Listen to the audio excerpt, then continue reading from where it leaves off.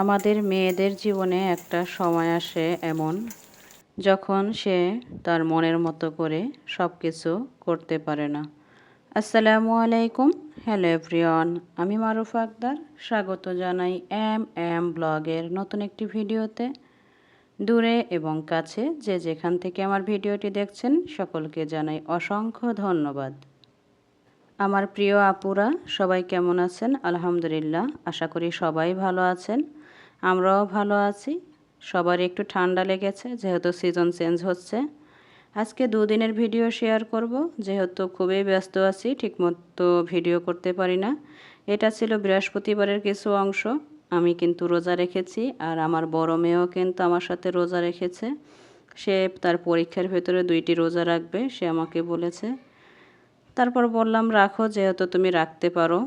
এরপর ইফতার করলাম মা মেয়েরা মিলে। ইফতার করে নামাজ পড়ে এই তো চলে আসলাম রাত্রে রান্না করার জন্য। আমি অফ ক্যামেরায় কিন্তু ডাল বসিয়ে দিয়েছিলাম। ওটা এখন এই যে বাগার দিয়ে নিলাম। টক ডাল রান্না করেছি জলপাই দিয়ে, আর সেই সাথে আলু ভর্তা করব, আর কচুর লতি দিয়ে ইলিশ মাছ দিয়ে রান্না করব। আমি কিন্তু এই ছোট কড়াইটাতে মাছ দিয়েছিলাম, আর লতি দেওয়ার পরে দেখলাম যে নাড়াচাড়া করতে কষ্ট হয়। তারপরে আমি এটা ফ্রাই প্যানে ঢেলে নিয়েছি, যাতে আমার নাড়াচাড়া করতে সুবিধা হয়। আমি কিন্তু খুবই ব্যস্ত আছি, এর জন্য কিন্তু আমি সময় করে আমার আপুদের ভিডিওগুলো দেখতে পারি না টাইম মতো, এবং যখন সময় পাই তখনই কিন্তু দেখে নিই। এখন যখন আমি ভয়েস দিচ্ছিলাম দুপুর বাজে 2টা 20। এখন কিন্তু আমি taste and tales with Salma আপুর ভিডিও দেখতেছিলাম। যেহেতু বাচ্চারা ঘুম পড়েছে, ভিডিওটা অফ রেখে এখন কিন্তু আমি ভয়েস দিতে চলে এসেছি। এই তো এটা ছিল শুক্রবারের ভিডিও।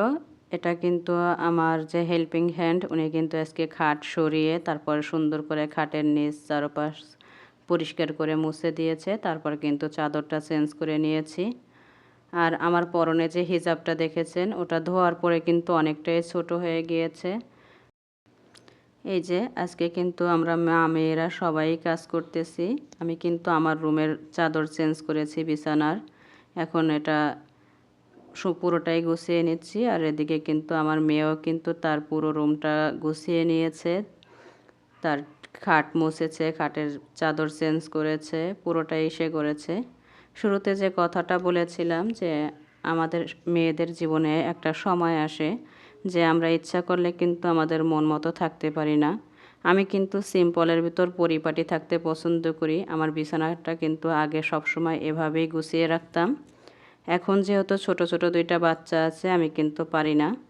আজকের একটু গুছিয়ে নিলাম, জানি না কতক্ষণ থাকবে এরকম গুছানো পরিপাটি। দেখতেই পাবেন ভিডিওর ভিতরে সামনে যে কি করেছে আমার বিছানার অবস্থা। মানুষের জীবন এরকমই, আজকে ভালো কালকে খারাপ। আজকে আপনি পরিপাটি থাকবেন, কালকে অগোছালো। এভাবেই মানুষের জীবন চলে যায়, দিন যায় রাত যায়, একসময় দেখা যায় জীবনের আয়ু ফুরিয়ে যায়। কিছুই করার নেই, দুনিয়াতে যখন এসেছি চলে যেতে হবে। এই দেখেন আমার বাচ্চাটা কত সুন্দর করে তার বিছানাটা গুছিয়েছে। আমি মনে করি তাদেরকে দিয়ে এভাবে করানো উচিত, তাহলে আমাদের নারীদের একটু সংসারের চাপটা কমে, আর ওরাও কাজ শিখতে পারে। আর এই দেখেন আমি ভিডিও করতেছি, তারা কত সুন্দর এখন খেলা করতেছে। আর এদিকে কিন্তু আমার মেজো মেয়ে নামাজে দাঁড়িয়েছিল, যখন দেখলো যে আমি ক্যামেরা নিয়ে আসলাম ভিডিও করার জন্য মোবাইল নিয়ে, তখন কিন্তু সে সরে গিয়ে দাঁড়িয়েছে। আপনাদের সাথে একটু শেয়ার করলাম। এরপর চলে আসলাম কাপড় চোপড় ধুইতে। আজকে কিন্তু অনেকগুলো কাপড় চোপড় কেচেছি, যেহেতু 2-3 দিন পর পর কাপড় চোপড় কাচি, অনেক কাপড় চোপড় জমে যায়। জানি না এই কাপড় চোপড় কাচার থেকে কবে মুক্তি পাবো, কবে একটা ওয়াশিং মেশিন কিনতে পারবো। খুবই চেষ্টা করতেছি, আল্লাহ পাক দেখি কখন কবুল করে, কখন কিনতে পারি। ভিডিওর এ পর্যায়ে এসে একটি কথা বলবো, যারা ভিডিওতে ক্লিক করেছেন এখনও একটি লাইক দেননি, প্লিজ একটি লাইক দিয়ে ভিডিওটি কন্টিনিউ করবেন। এই দেখেন যে কারণে কথাটা বলেছিলাম, দেখেন আমার পুরো গোছানো পরিপাটি বিছানাটাকে সে কী করেছে। আমি বললাম আম্মু তুমি বিছানাটা যেভাবে ছিল সেভাবে গুছিয়ে রাখো, এলোমেলো করছো কেন? দেখেন সে কিন্তু গুছাতে চলে গিয়েছে, কাঁথাটা টেনে কিন্তু আবার এদিকে দিয়ে চলে যাচ্ছে। আমি বলতেছি তুমি কোথায় যাচ্ছ? সে বর্ডার বর্ডার করে কী যেন বলে চলে গেল। আর আরেকজন এসে এই যে চাদর টানতেছে, সে বিছানা গুছাচ্ছে। তখন বললাম বিছানা সুন্দর করে গুছাও, সে বালিশগুলো সব সরিয়ে মানে কী যে একটা অবস্থা। আমি আর আমার মেয়ে হাসতেছি, কই দেখো আমার পরিপাটি বিছানাটারে গুছাইতেছে তারা দুই বোনে। কি আর করার বলেন, এদের এইগুলো দেখলে হাসিও পায়, কষ্ট লাগে যে গুছিয়ে মোটে রাখতে পারি না। আল্লাহ পাক দিয়েছে, এর জন্য এদের এই দুষ্টুমিগুলা দেখতে পারতেছি, না দিলে তো দেখতে পারতাম না। কত মায়েরা আছে যে একটা সন্তানের জন্য কত আল্লাহ তাআলার কাছে কান্নাকাটি করে, কিন্তু দেয় না। আল্লাহ পাক কিন্তু আমাকে ঠিকই দিয়েছে, এর জন্য আল্লাহ তাআলার কাছে লাখ লাখ শুকরিয়া আদায় করছি। এই যে কাপড় চোপড় নেড়ে বিকেলবেলা চলে আসলাম।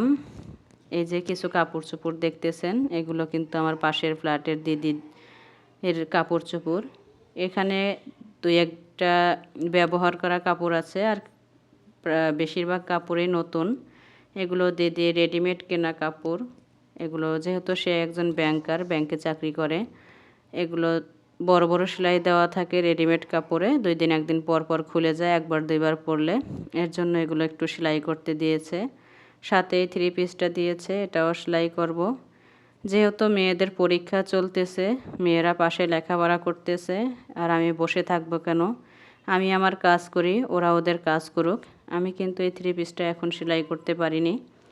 এই পুরো যে জামা কাপড়গুলো সবগুলোই ভিতর দিয়ে সেলাই করে দিয়েছি, যাতে এগুলো ছুটে না যায়। আমার মনে হয় যে আমরা মেয়েরা ঘরে বসে সংসারের পাশাপাশি অনেক কাজই করতে পারি ইচ্ছা করলে।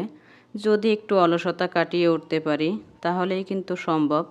আমরা বলি আমরা এই পারি না সেই পারি না, আসলে আল্লাহ পাক কিন্তু আমাদের সবাইকেই কোনো না কোনো গুণ দিয়ে দুনিয়াতে পাঠিয়েছেন, মেধা দিয়ে পাঠিয়েছেন। কেউ কাজে খাটাই, কেউ কিন্তু খাটাই না। একটু কাজে খাটালেই কিন্তু আমরা কিন্তু কিছুটা হলেও ঘরে বসে আয় করতে পারি। আমার উচিত প্রত্যেকটা নারীরই নিজের স্বাবলম্বী হওয়া দরকার, কারণ কখন কার জীবনে কোন বিপদ চলে আসে, কার কোথায় গিয়ে দাঁড়াতে হয় জানি না। আল্লাহ পাক যেন এরকম পরিস্থিতি কাউকেই না দেখায়। তারপরও সবারই উচিত কিছু না কিছু করার। এই তো রাত্রে রান্না করেছি, মুরগির কোরমা করেছি, তার ভিতরে একটু আলু দিয়েছি, কারণ আমরা আলু প্রেমিক মানুষ, আমাদের আলু ছাড়া চলে না।